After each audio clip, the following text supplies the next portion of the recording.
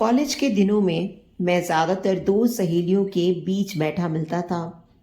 रूपसी राधिका मेरे एक तरफ और सिंपल कविता दूसरी तरफ होती। कविता मुझे प्यार भरी नज़रों से देखती रहती और मैं राधिका को। रही रूपसी राधिका की बात, तो वह हर वक्त यह नोट करती रहती कि कॉलेज का कौन सा लड़का उसे आंखें फाड़ कर ललचाई नज़रों से देख रहा है। कॉलेज की सबसे सुंदर लड़की को पटाना आसान काम नहीं था, पर उससे भी ज्यादा मुश्किल था उसे अपने प्रेम जाल में फंसाए रखना। बिल्कुल तेज रफ्तार से कार चलाने जैसा मामला था। सावधानी हटी, दुर्घटना घटी। मतलब यह कि आपने जरा सी लापरवाही बरती नहीं कि कोई दूसरा आपकी रूपसी को ले उड़ेगा। मैंने राधिका के प्रेमी का दर्जा पाने के लिए बहुत पापड़ बेले थे।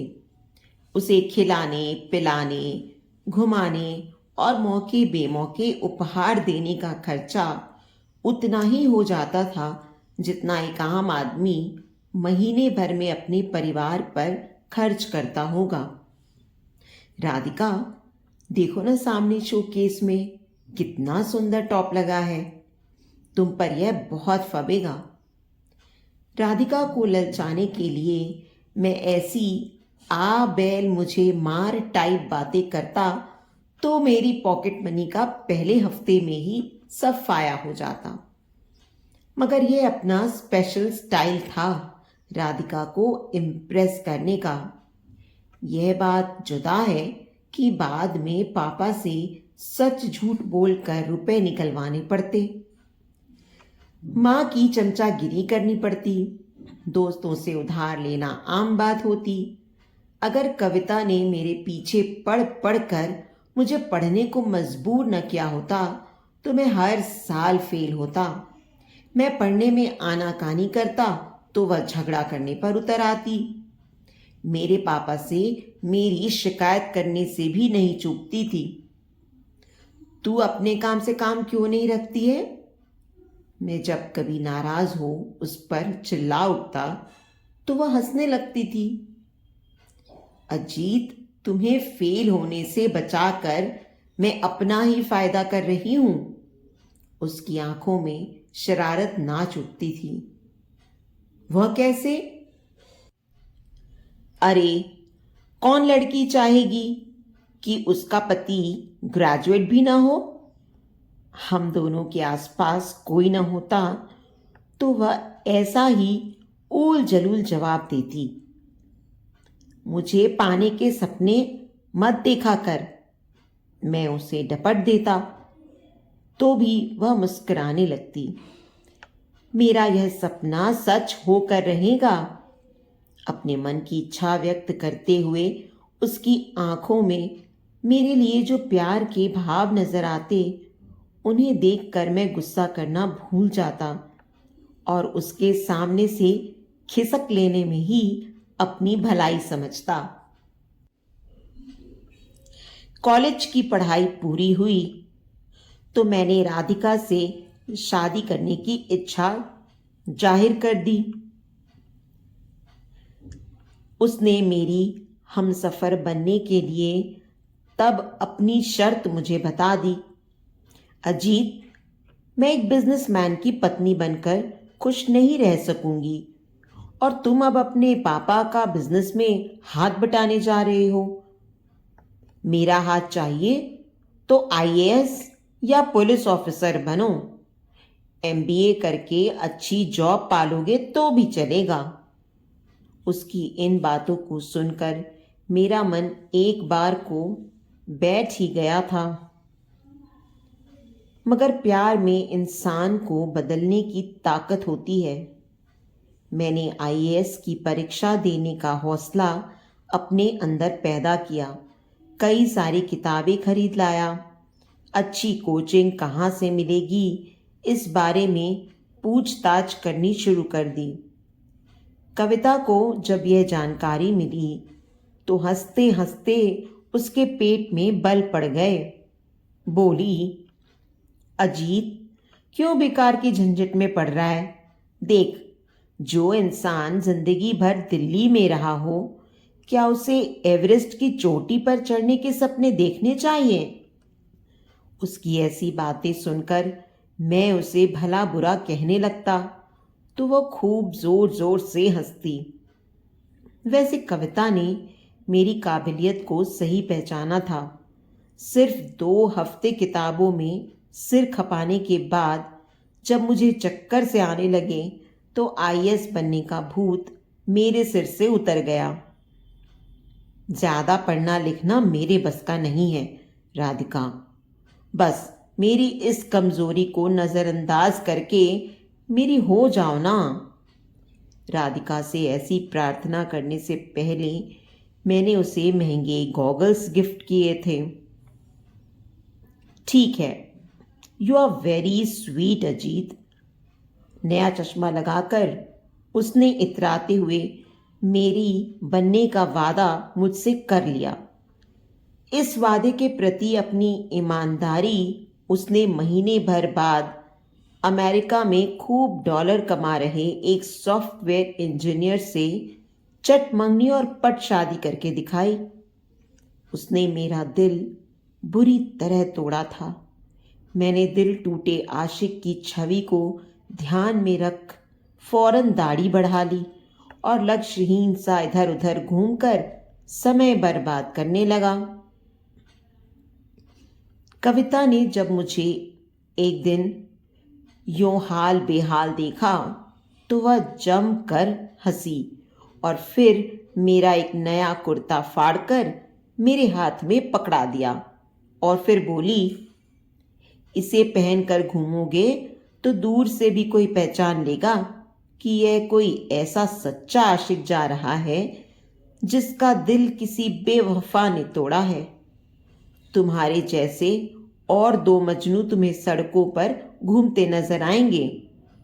उनको भी राधिका ने प्यार में धोखा दिया है।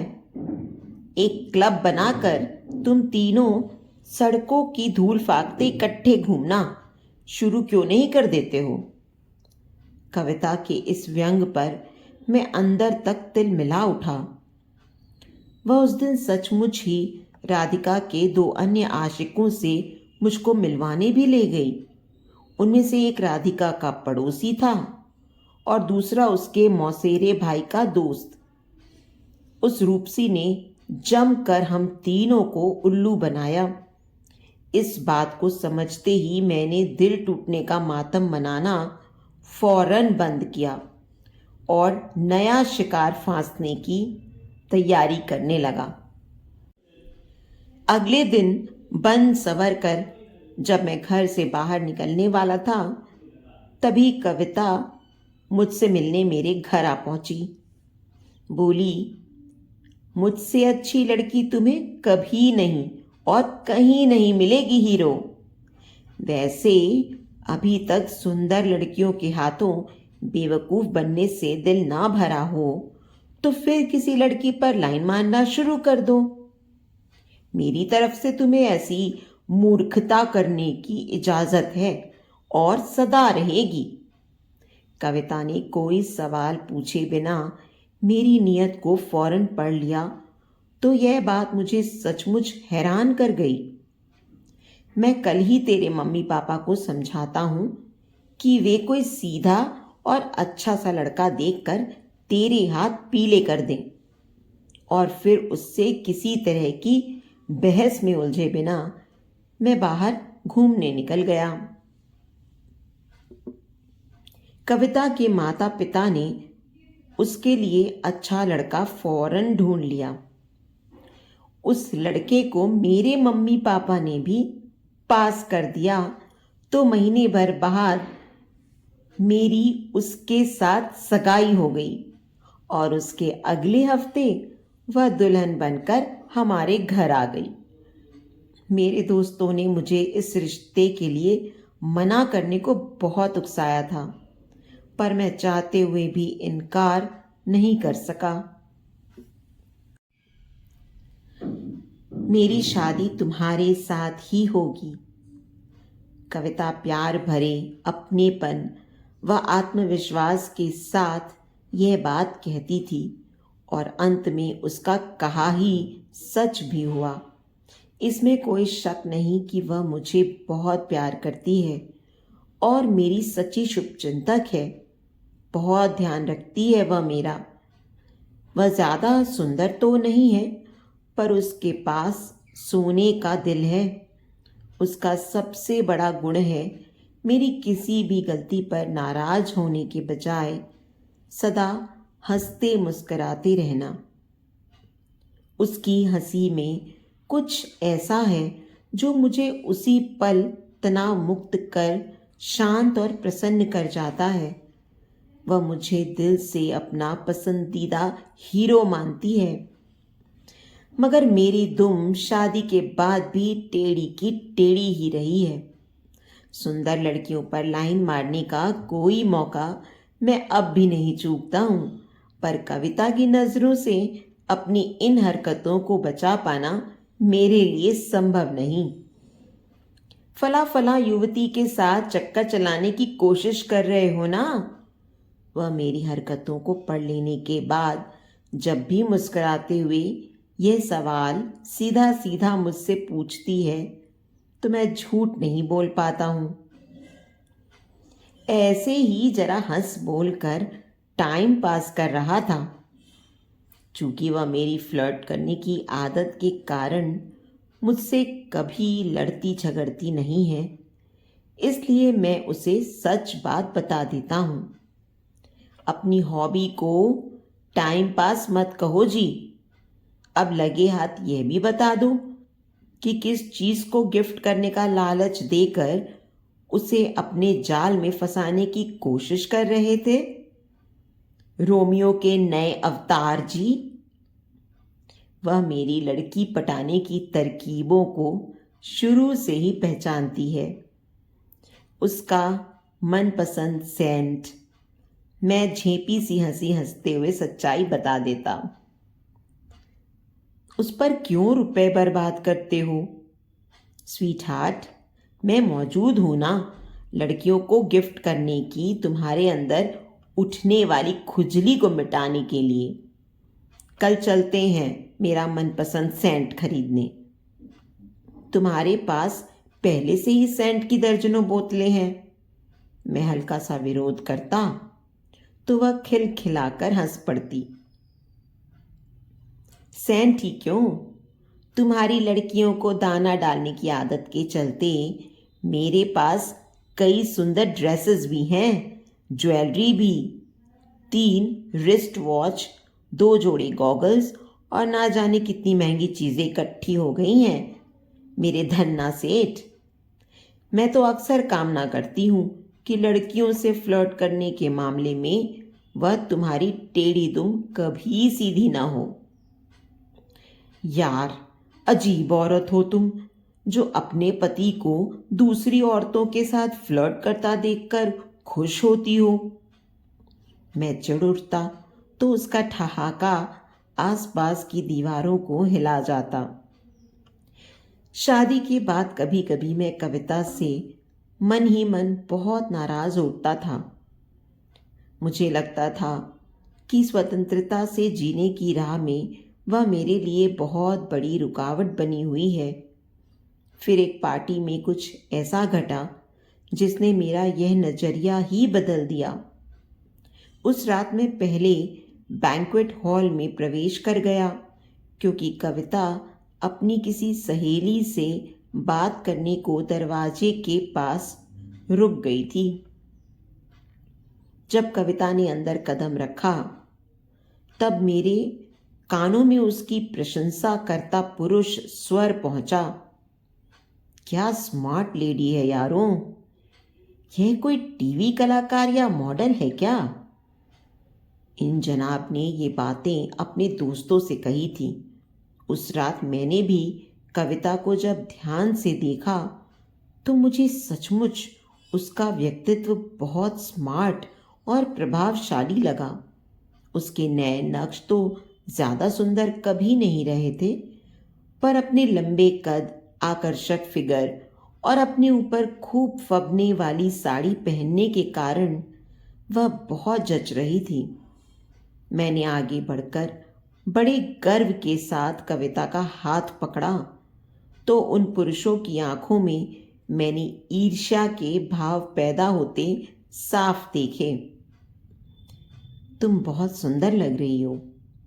मैंने दिल से कविता की ऐसी तारीफ शायद पहली बार करी थी। ये सब तुमसे मिले गिफ्ट्स का कमाल है। वैसे आज अपनी बीवी पर कैसे लाइन मार रहे हो? अजीत। उसका चेहरा फूल सा खिल उठा था। दुनिया तुम पर लाइन मारने को तैयार है तो मैंने सोचा कि मैं ही क्यों पीछे रहूं। बेकार की बात मत करो। उसका एकदम से शर्माना मेरे मन को बहुत भाया। उस रात मुझे अपनी पत्नी के साथ फ्लर्ट करने का नया और अनोखा अनुभव मिला। मुझे यह कहने में कोई हिचक नहीं कि किसी अन्य युवती से फ्लर्ट करने के मुकाबले यह ज़्यादा सुखद और आनंददायक अनुभव रहा। आजकल मेरी ज़िंदगी बहुत बढ़िया कट रही है। पत्नी को प्रेमिका बना लेने से मेरे दोनों हाथों में लड्डू है। भरपूर मौज मस्ती के साथ साथ मन की शांति भी मिल रही है। मेरे साथ झगड़ने से परहेज करके और मुझे प्यार की नाजुक डोर से बांधकर कविता ने मेरी टेढ़ी दुम को सीधा करने में आखिर कामयाबी पा ही ली है। तो दोस्तों, उम्मीद करती हूँ कि आज की हमारी ये कहानी आपको दिल से छू गई होगी। अगर इस कहानी ने आपके दिल में कोई कोना जगाया हो तो प्लीज़ इस वीडियो को लाइक करें और इसे अपने दोस्तों के साथ और फैमिली के साथ शेयर भी करें। अगर आप हमारे चैनल पर नए हैं तो इसे सब्सक्राइब करना बिल्कुल ना भूलें। और हाँ, नोटिफिकेशन बेल को भी ज़रूर दबाएं ताकि हमारी अगली कहानी का अपडेट सबसे पहले आपको मिले। आपके प्यार और समर्थन का हमेशा इंतज़ार रहेगा।